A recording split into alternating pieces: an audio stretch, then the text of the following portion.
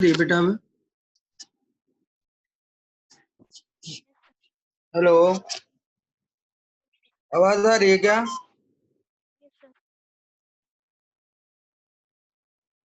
Hello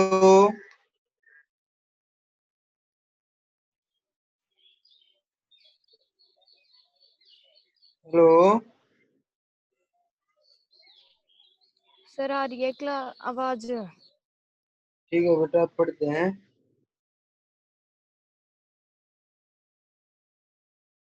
तो बेटा कल जो आपने ये डायग्राम पढ़ा था साइक्लिक प्रोसेस का, लाइफ साइकिल ऑफ मौत का जो पूरा पढ़ा था, ये कि वे रेशा किस प्रकार से प्राप्त होता है, ये पूरा पढ़ा था पूरा डायग्राम के साथ। और करने के लिए भी बताया था आपको सभी बच्चों को। अब जो अगला है प्रोसेस ऑफ सिल्क प्रोडक्शन, तो सिल्क प्रोडक्शन का जो प्रोसेस है उसके बारे में पढ़ते हैं। ठीक है। अब process rearing of silkworm artificially in the silk farm. एक सेकंड इसको एडजस्ट कर लो।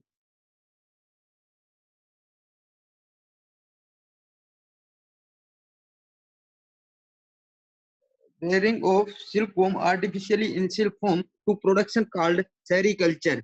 रेशम उत्पादक के लिए रेशम के कीड़ों को कृत्रिम रूप से रेशम के कीड़ों से उत्पन्न करने की प्रक्रिया को रेशम उत्पादक कहा जाता है। जो कृत्रिम रूप से आर्टिफिशियली रूप से जो सिल्क उत्पन्न करते हैं ना, रेशम उत्पन्न करते हैं, उस जो प्रोसेस को उसको क्या कहा जाता है बेटा? सेरीकल्चर कहा जाता है। इस प्रक्रिया को रेशम उत्पादक कहा जाता है। अब बात करते हैं एग लेइंग की। भाई जो अंडा है उसके बारे में बात करते हैं। In silk rearing farm cross females are kept separating blind bag. Each female lays 300 to 500 eggs in a bag and dies। इसमें क्या कह रहा है? जो रेशम पालन के खेतों में पार की गई मादाओं को अलग अलग लिनेन बैग में रखा जाता है। प्रत्येक मादा बैग में 300 से 500 तक की थैली ली जाती है और अंडे देती है। कितने तक की थैली ली जाती है बेटा? 300 से 500 एग्स की थैली ली जाती है और अंडे देती है। बैगों को क्या किया जाता है? इकट्ठा किया जाता है। Eggs are collected from the bags.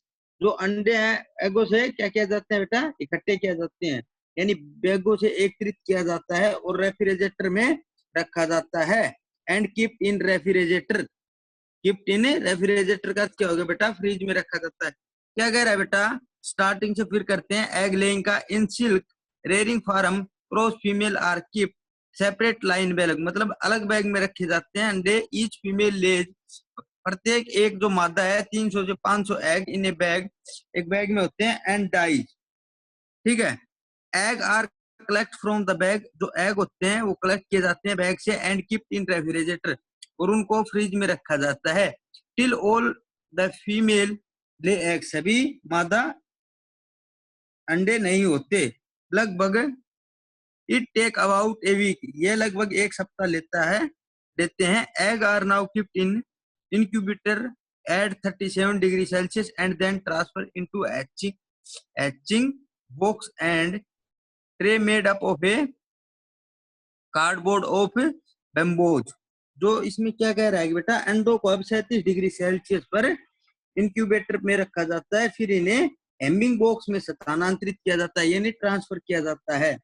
और ये बांस में कार्डबोर्ड की ट्रे से बना दिया जाता है। बांस की किस से कार्डबोर्ड की ट्रे बना दी जाती है, यानी बेम्बो ट्रे बना दी जाती है। एक बेम्बो का अर्थ क्या हो गया? बांस। बेम्बो बांस, कार्डबोर्ड एक ट्रे टाइप में बना दी जाती है बेटा। अब पढ़ते हैं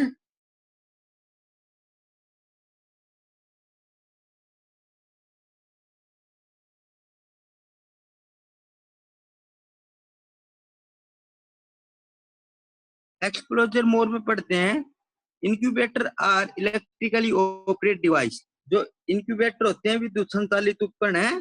क्या है बेटा? विद्युत संचालित उपकरण है। In which temperature and humidity can be control, ये क्या कंट्रोल कर देते हैं बेटा? एक तो तापमान और आर्द्रता को नियंत्रित कर देते हैं। टेम्परेचर एंड ह्यूमिडिटी, यानी तापमान और आर्द्रता को क्या करते हैं? कंट्रोल करते हैं। अब पढ़ते हैं सिल्क वोम के बारे में, यानी रेशम के बारे में पढ़ते हैं, रेशम कीट के बारे में। egg hatch into tiny vitis larva or caterpillars are called silkworm. ये क्या कह रहा है बेटा? Eggs hatch into tiny vitis larva or caterpillar called silkworm. ये कह रहा है बेटा कि रेशम कीट के अंडे छोटे सफेद लार्वा या कैटरपिलर में पाए जाते हैं जिन्हें रेशम कीट कहा जाता है। क्या कहा जाता है? रेशम कीट। ए perforated sheet containing freshly chopped mulberry leaves are placed above the hatching tray. Hatches larva come out of the hole and ये क्या कह रहा है? जिन्हें रेशम कीट कहा जाता है घोंसले से कटी हुई शहतूत के पत्तों वाली एक छिद्रित शीट को हैचिंग ट्रे के ऊपर रखा जाता है। छिद्रित शीट को कहाँ पे रखा जाता है बेटा? हैचिंग ट्रे के ऊपर रखा जाता है। एचड लार्वा छेद से बाहर आते हैं। एच लार्वा कहाँ से आते हैं? आउट ऑफ होल, छेद से बाहर आते हैं। अब पढ़ते हैं आगे, आगे का पेज स्टार्ट करते हैं। 7 ही है बेटा टोटल आंसर। नेक्स्ट पेज करते हैं अभी।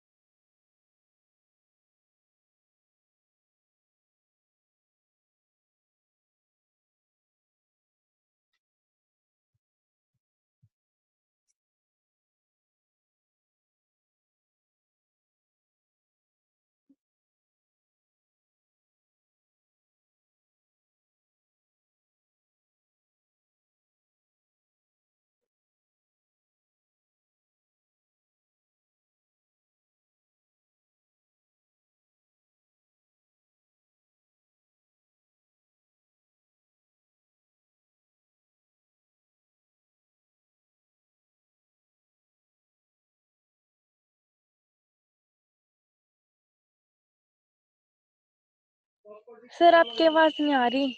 आ गई बेटा, अब आ गई। Yes hello. सर। अब दूसरा ऊपर है start eating on leaves larva continuously feed on leaves for about a month and increase in weight or size. ये क्या कह रहा है? Start eating on larva leaves, ये खाने लग जाता है पत्तियों को। लार्वा कंटिन्यूअसली फीड लेता है लार्वा। कौन कर रहा है बेटा ये कलर? अब ऐसे मत करो।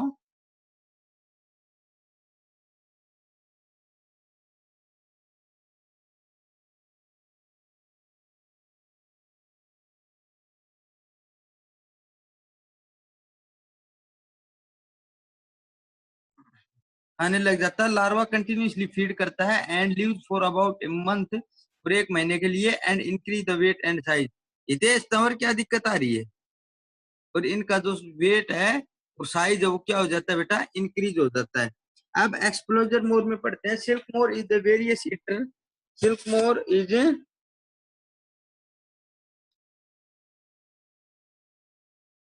Various eater. It eats about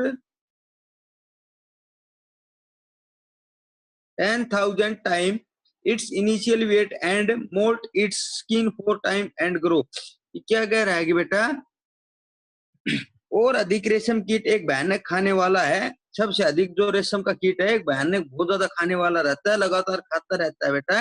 यह अपने शुरुआती वजन का लगभग 10,000 गुना खाता है। जो शुरुआत में जो वजन रहता है ना उससे लगभग कितना खाता है बेटा? 10,000 गुना ज्यादा खा जाता है। और इसे उगने के लिए 4 बार त्वचा को पिघालता है। कितनी बार पिघलती है इसकी त्वचा? उबालने के लिए 4 बार त्वचा को पिघाला जाता है। कितने बार? 4 बार त्वचा को पिघाला जाता है।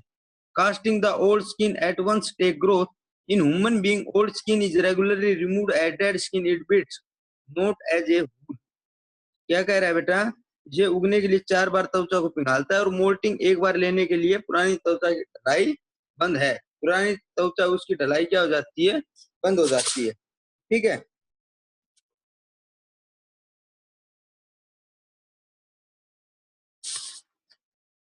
कोकून के बारे में पढ़ते हैं। Cocoon formation, a fully growth larva, a fully growth larva stop feeding, क्या कर देता है बेटा, फीडिंग करना स्टॉप कर देता है एंड टर्न येलोइश, और किस में चेंज होने लग जाता है उसका कलर, येलोइश, पीले कलर का।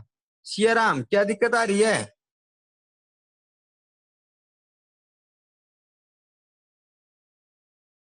पीले कलर का। It crawls on the twigs of the mulberry tree placed at rearing box and others to eat. Now it is secrete a gun-like proteins fluid. Now it is a fully growth larva starting। पढ़ते हैं cocoon के बारे में। Cocoon के बारे में जो बताई है बेटा, अभी देखते हैं।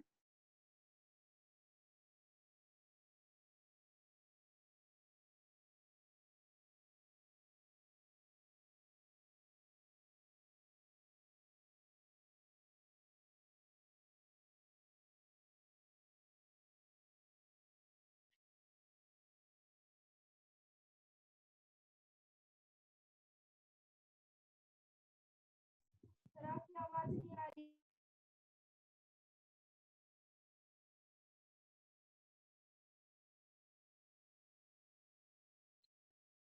एक fully growth larva stop feeding, एक फुली जो ग्रोथ का होता है लार्वा फीडिंग करना स्टॉप कर देता है एंड टर्न येलोइश, और पीले कलर में चेंज हो जाता है। It crawls on the twig in mulberry tree, place मतलब जो सहतूत का पेड़ होता है उस पे जगह रहती है इसकी।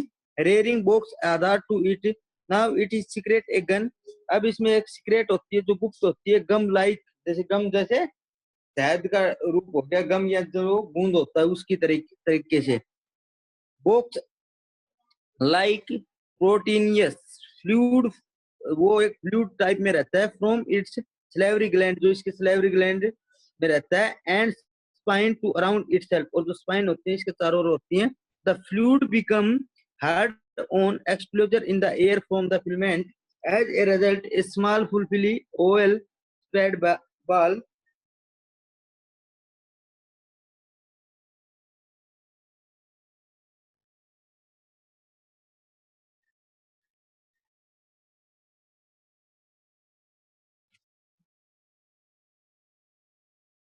well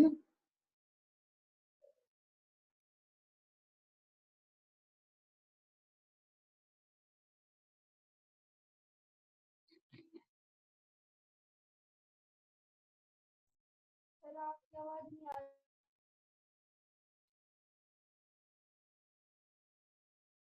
सर आपकी आवाज नहीं आ रही।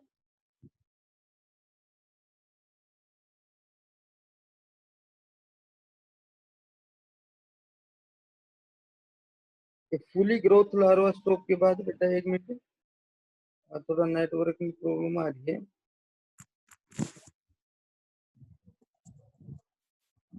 पढ़ते हैं बेटा। Secrete a gum-like proteinous fluid from salivary gland and spine to around itself, and spine to around itself. Protein युक्त तरल पदार्थ की तरह एक गोंद को स्रावित करता है और इसे अपने चारों ओर घुमाता है, इसे चारों ओर घुमाता है। The fluid become hard and exposure to from a filament, तो फिलामेंट बनाने के लिए हवा से संपर्क में तरल पदार्थ को कठोर हो जाता है। Hard to exposure to air, यानी वो क्या हो जाता है बेटा, हार्ड हो जाता है। एज ए रिजल्ट, रिजल्ट के अनुसार, नतीजे के अनुसार, a small fluffily oval shape ball of white silk called cocoon, नतीजे के अनुसार एक छोटा जो अंडाकार डाई होता है, यह एक फार्म में अन्नज में सफेद रेशम के आकार की गेंद में रखा जाता है, जिसे कोकून कहा जाता है। सफेद गेंद के आकार में रखा जाता है, जैसे आपको ये डायग्राम में दिखाई दे रहा है, कोकून विद मोथ के साथ। तो सफेद जो होती है फार्म में भी सफेद रेशम के आकार की गोंद में रखा जाता है, जिसे कोकून कहा जाता है। Silkworm take 38 day in completing the cocoon formation, तो सिल्कवॉर्म होता है जो रेशम का कीट होता है, 38 दिन लेता है। पूरे कितने दिन लेता है बेटा? 38 दिन लगते हैं, ठीक है, क्या बनने में? कोकून में। किसकी फॉर्मेशन में आने में? कोकून की फॉर्मेशन में आने में 38 डे लग जाते हैं। तो ये था कोकून की फॉर्मेशन। कोकून की फॉर्मेशन आज कोकून फॉर्मेशन तक ही पढ़ना है, थोड़ा नेटवर्क में भी प्रॉब्लम आ रही है, ठीक है बेटा, बाकी सब कल पढ़ाएंगे। सॉरी, कल तो संडे, परसों पढ़ाएंगे। Okay, yes sir. ठीक है ना? हेलो यस बेटा, सर। ठीक है? थोड़ी यस आवाज सर। भी कम साफ आ रही है ना? Yes sir. ठीक है, कल मंडे को पढ़ाएंगे बेटा। और okay, yes sir. Okay sir. ठीक है बेटा।